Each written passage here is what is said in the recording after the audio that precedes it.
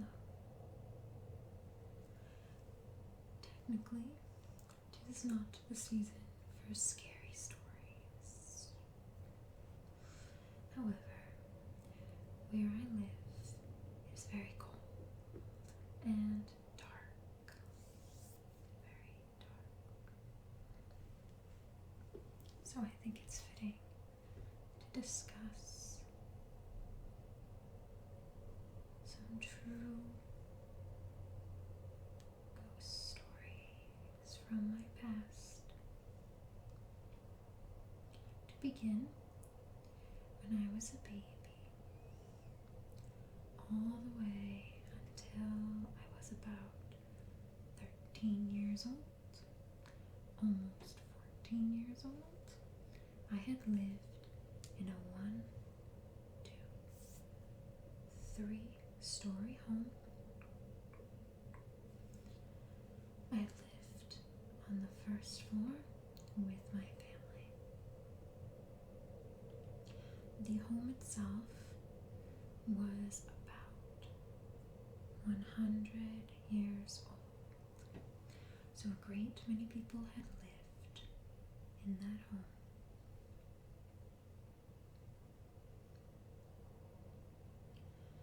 I am a person who typically feels things more than hears or sees them. So some people are more inclined to see spirits or to hear them. I more feel them than anything else. However, I do have a couple instances where it was more than just a feeling.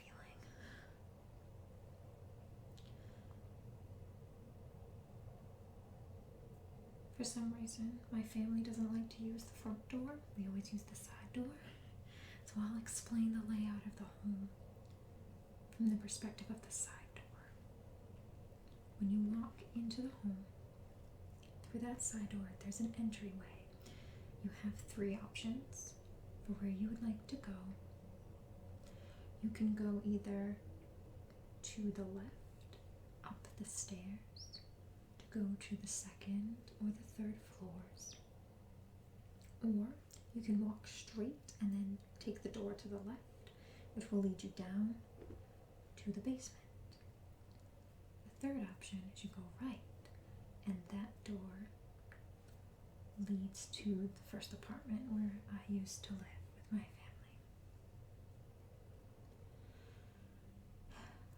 When you walk, at least when I walked into the entryway, either from the apartment or from any angle, any of those 3 options, it felt so heavy.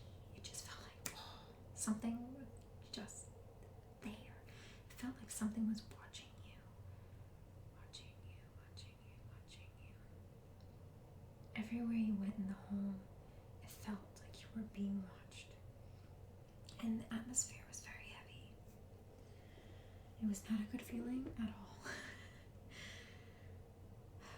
So when I would be in the entry for some reason, especially when I was going out of the apartment to go outside, I always had this fear that someone would stop me from going outside, as if the door would get stuck and I'd be stuck in that entry and something would come out of the basement or come down the stairs or come out of our apartment and come and attack me.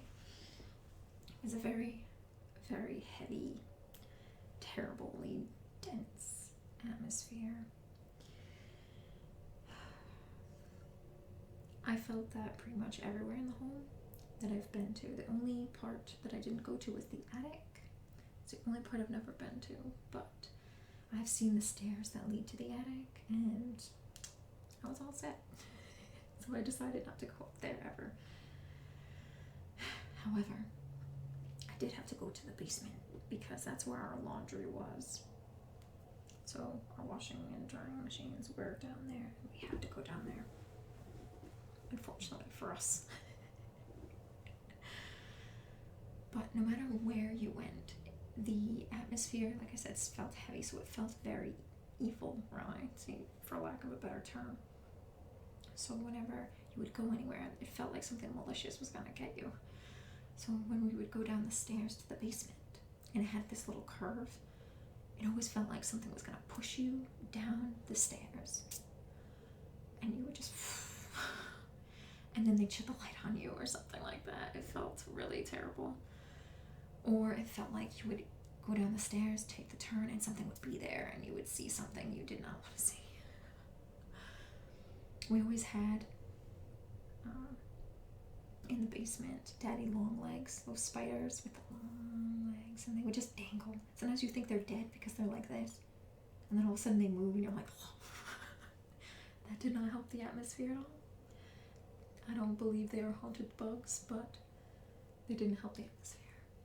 When you went downstairs, though, the walls, it was an unfinished basement, so the walls were stone, pretty much. It was always so cold down there. Very, very cold, because it was underneath the ground. This basement it was relatively deep. It was so dark in there. It was a big basement too, because it covers the length of the house. There was a bathroom. It kind of looked like an outhouse almost. You have the machines, your water heater and whatnot.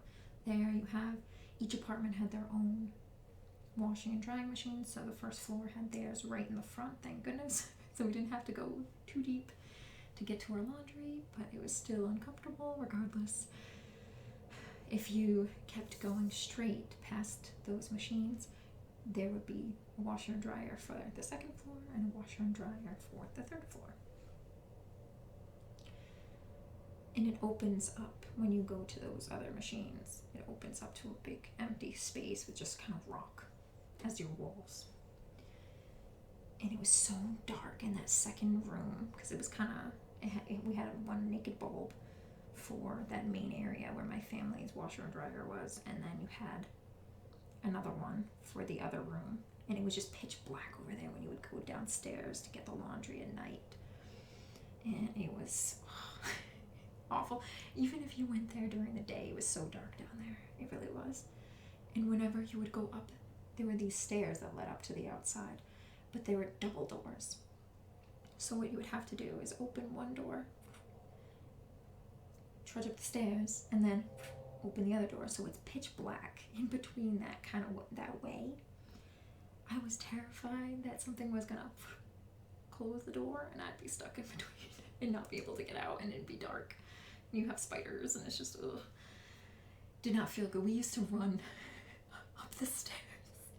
I literally would hold my breath as I went up, and then the second I opened the door to the outside and I stepped onto the grass, I breathed a sigh of relief that I lived and I was outside.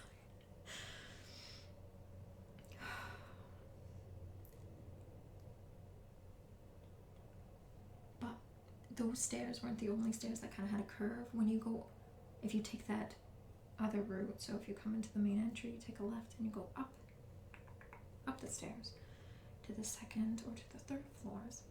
What would happen was it would curve pretty sharply, and then you'd have a landing for the second floor and their door, and then it would curve even more up to the third floor, and they have their own landing as well. The landing was pretty small too. It was a very old home, so everything was kind of squishy. Everything was kind of squishy. Whenever you would go up those stairs, you kind of got the same, at least a similar feeling to going down to the basement. The basement probably felt a little more sinister in the sense that you're going into a basement and it's unfinished, and there's rocks everywhere, and there's bugs, and it's just yucky. But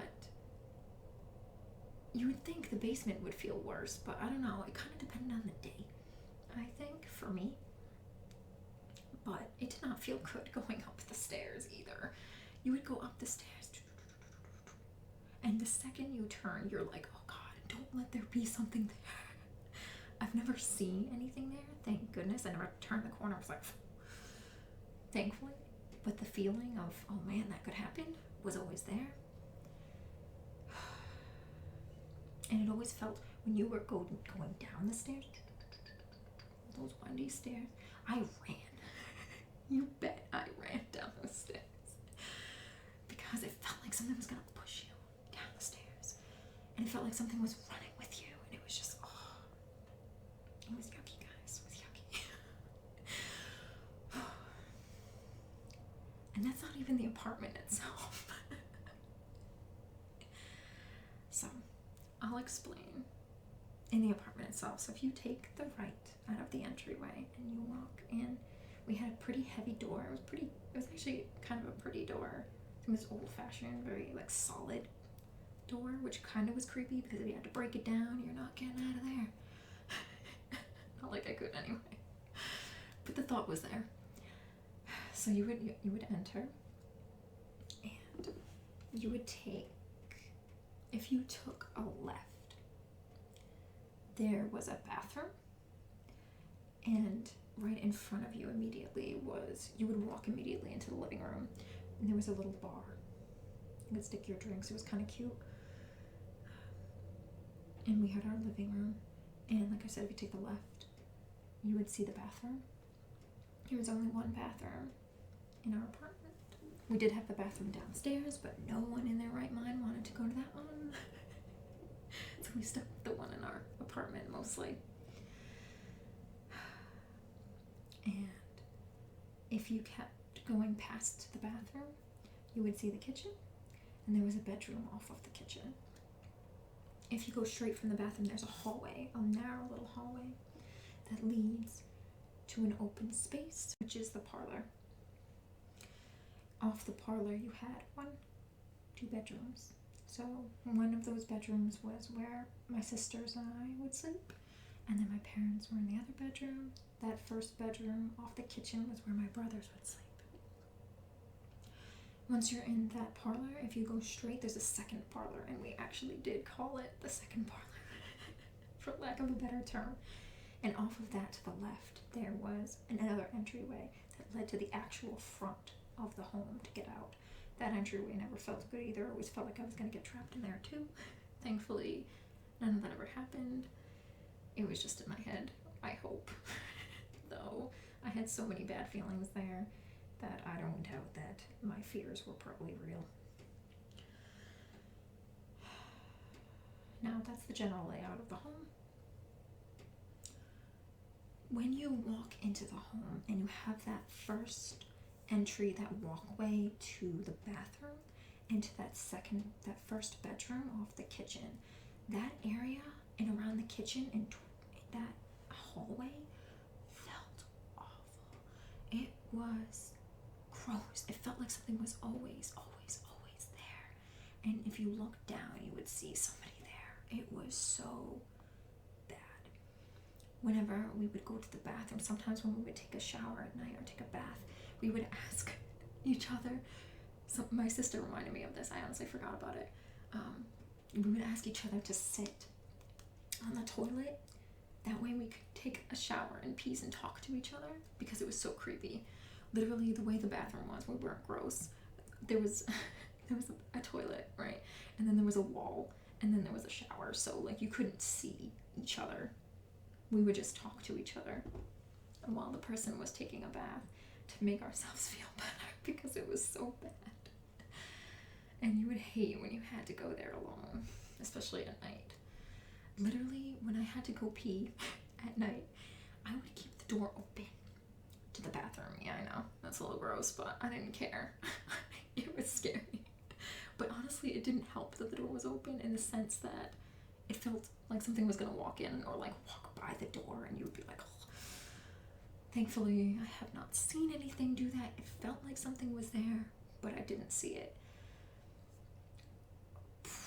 But it was just terrible. That whole like bathroom, entryway, kitchen, first bedroom, and hallway were so bad. They felt disgusting. Like more than the rest of the home. More than as in our apartment. Just in our apartment. Those areas were the worst. And it just felt bad. Like everywhere. It was so bad.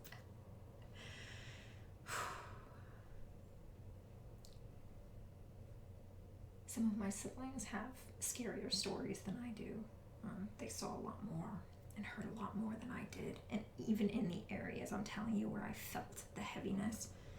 But I'm not going to tell you their stories, mostly because those are their stories, and if they want to share, they can share.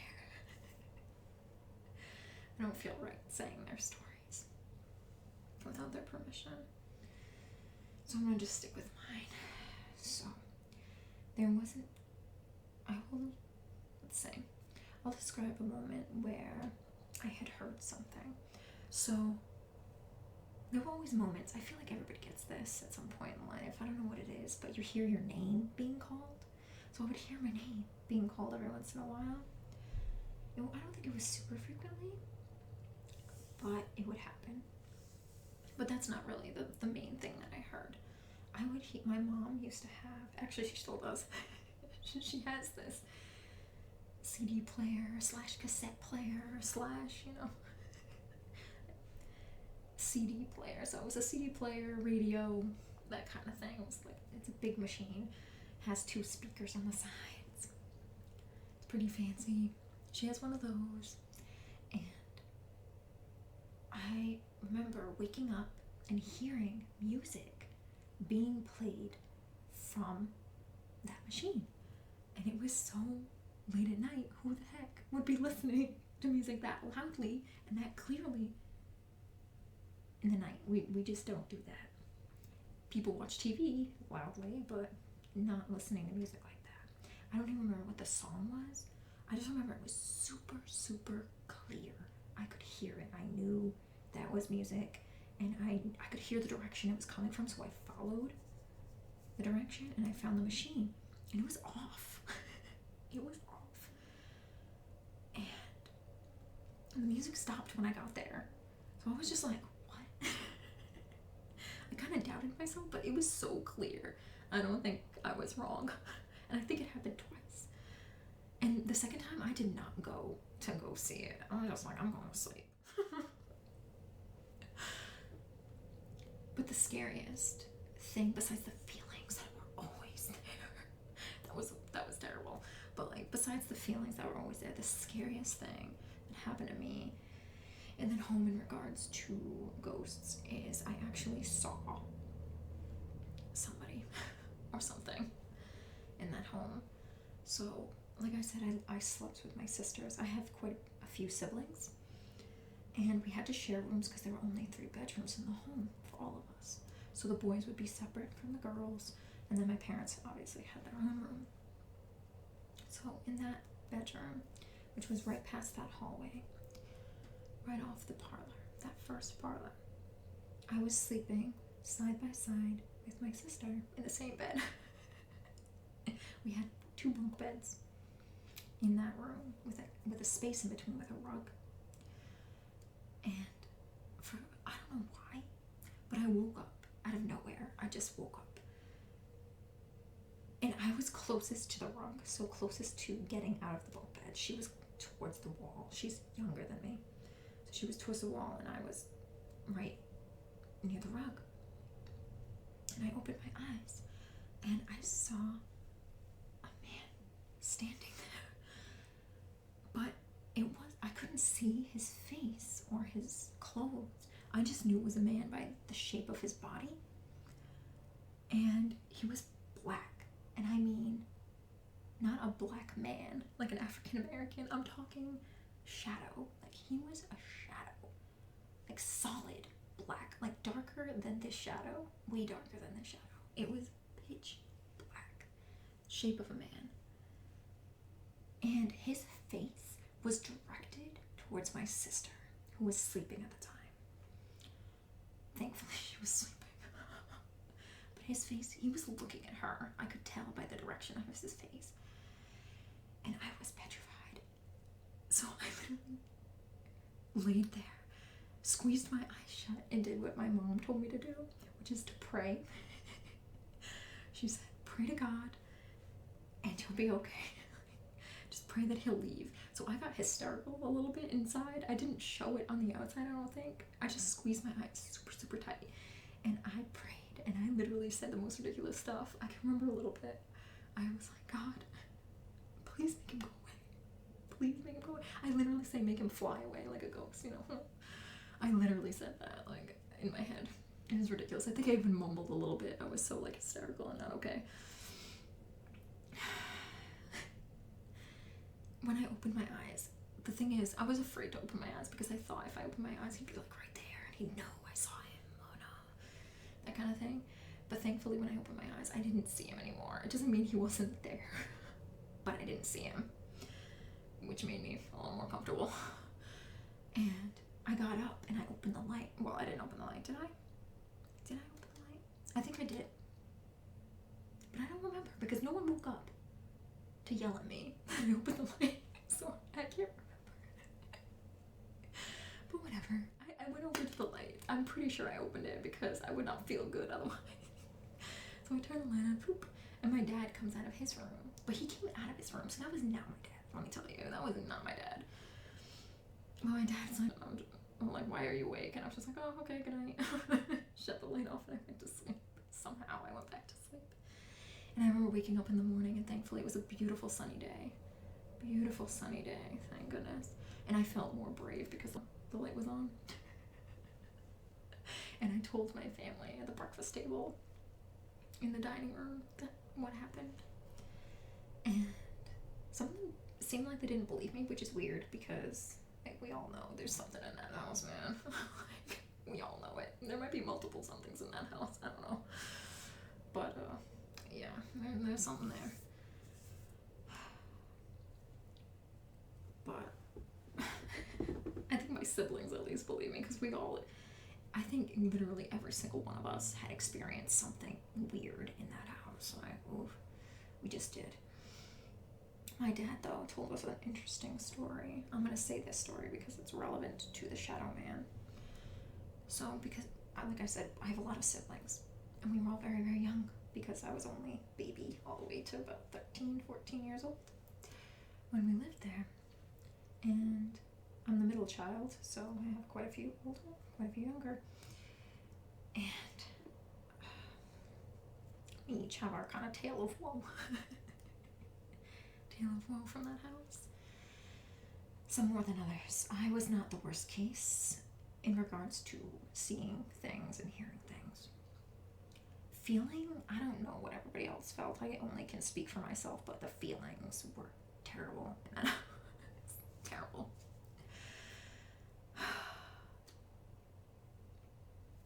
But like I was saying, my dad, I'll get back to the point. So my dad had mentioned that there used to be a man, a thin man just like the man I saw, and he had lived in that home on the second floor. So although we lived on the first floor, this man lived on the second floor. Now my dad was the landlord of that home because his father was the landlord before him, and then he became the landlord. So this man, according to my father, this man had been very possessive of the home. He thought it was his. He didn't like that my family owned the home and that we were the landlords. This was before I was born. I never actually met this man when he was alive. But my dad said that the man was not very nice, and that he was an alleged pedophile. So we were living in a home potentially haunted by an alleged pedophile. Yeah.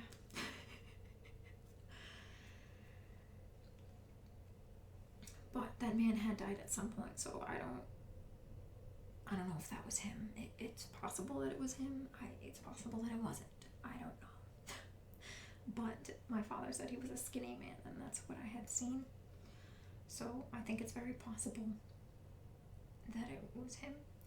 Not to mention, before my dad even mentioned that story, I believe, I'm not getting my time screwed up, we had gone to the second floor because when we sold the home, we had to clean out the second and the third floors.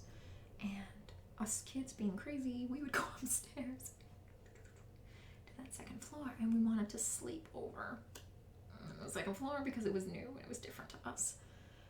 We ended up going back down the stairs to our house because it was so cold in that apartment and it was so freaking awful.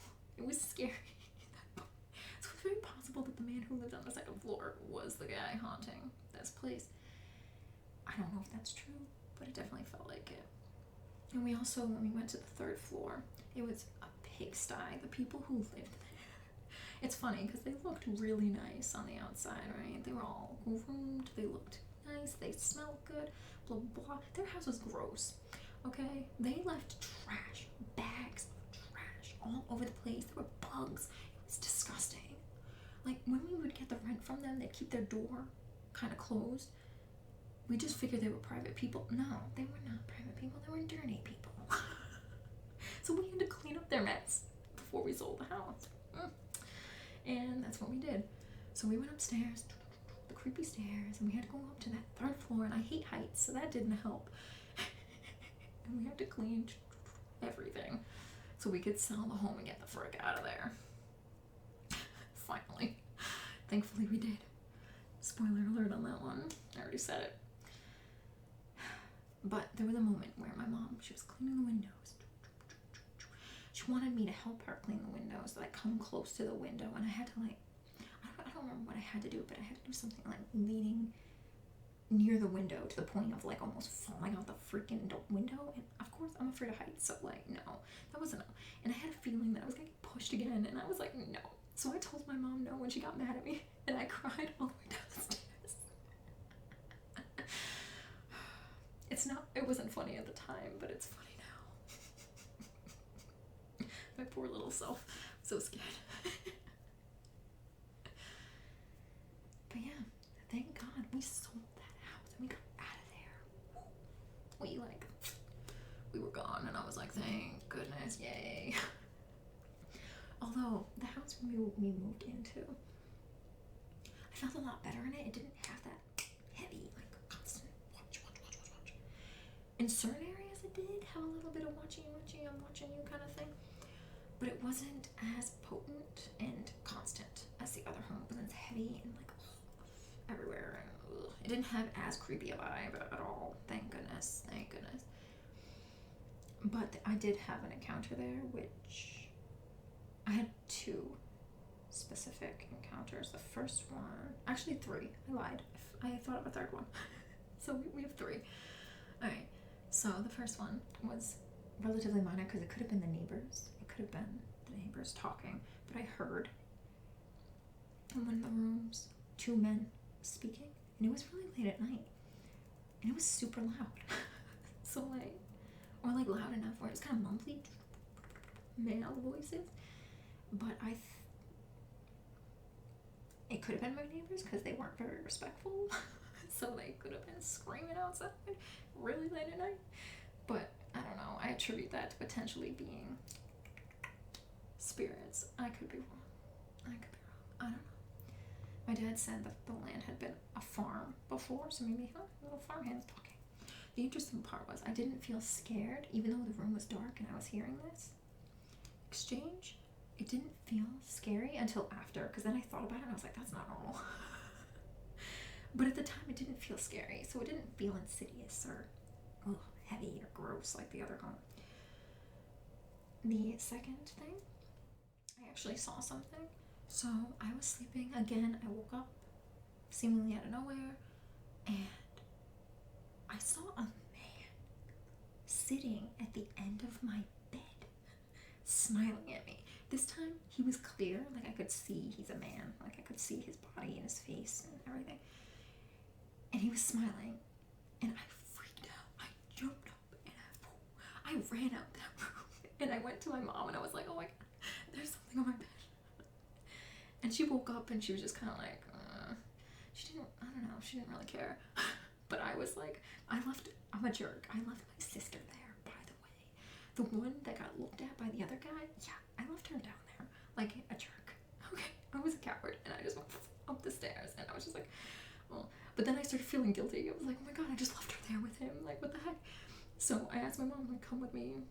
Let's go down the stairs. Let's go to the room and see what you can do. Sprinkle some holy water or something. Say some prayers. Whatever you gotta do. Get him out of there, please. So she went down, and of course, you couldn't see him. He might have been there laughing at me. I don't know. But he wasn't there that we could physically see. She even looked under the bed just in case he wasn't a ghost and he was like an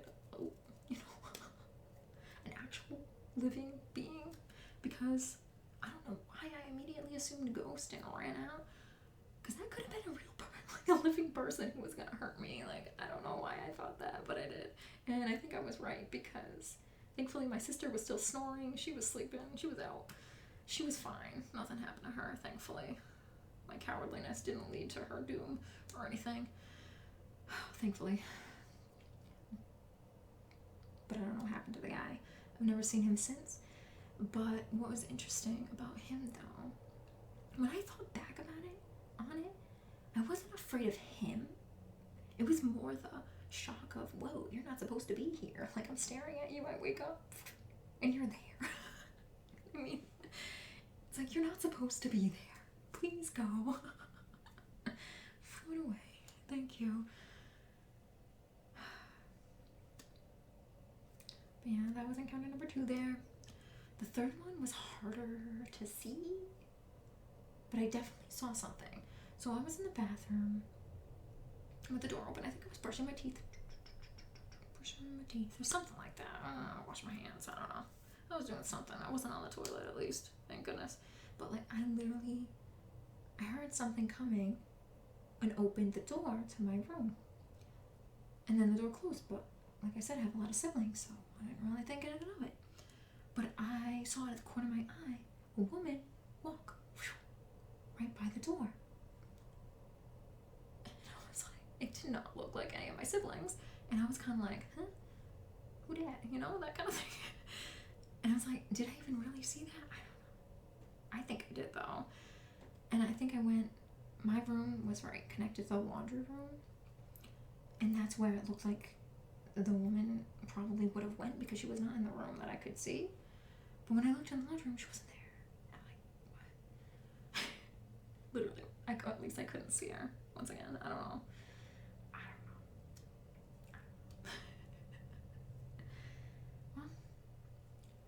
Probably shouldn't have filmed this video at night, because then I have to go to bed, and I kind of scared myself a little bit. Maybe I'll stay up a little longer and edit or something. But those are kind of generally my stories. Those are a couple of my ghost stories. Whether you believe me or not is up to you. But they're true to me, so believe what you will. They're no joke, I can tell you that. But yeah, on that lovely note. Although I do have to say, there's a happy ending. So, where I live now, thankfully, feels pretty good. I had a weird nightmare, but I don't think it was related to anything. I had a nightmare. I don't know. But generally, I feel pretty good here, thankfully. I'm so glad, because I have my own room now for once in my life. Literally the first time in my whole life I have my own room. It's amazing. I don't have to share with anybody. That's awesome. But, knock on wood, I'm good now. But yeah, that was my tale of woe. At least in relation to ghosts.